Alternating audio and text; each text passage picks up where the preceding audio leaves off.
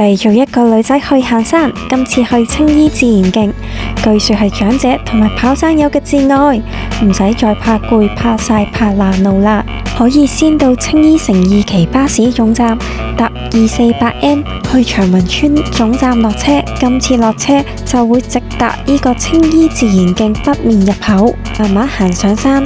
如果你想行靚路，你可以沿斜路直上，到達青衣自然徑入口先上山。屆時就會喺各觀景亭打卡，然後喺青衣西路離開。如果你沿住青衣自然徑北面入口上山，你就會見到呢個小花園。青衣自然徑主要係樓梯同埋石路，非常安全。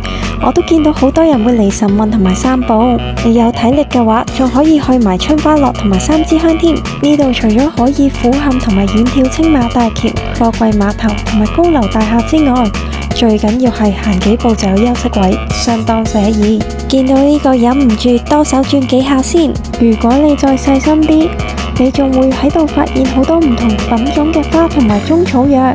你又揾到幾多種呢？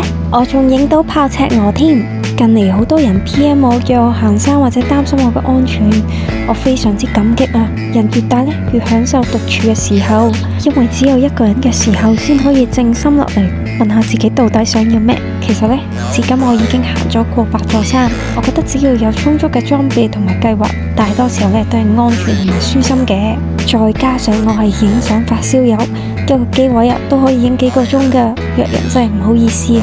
呢條絕對係合家歡路線，超簡單冇難度又有靚景。唔知有冇人同我一樣好中意一個人行山或者攝影呢？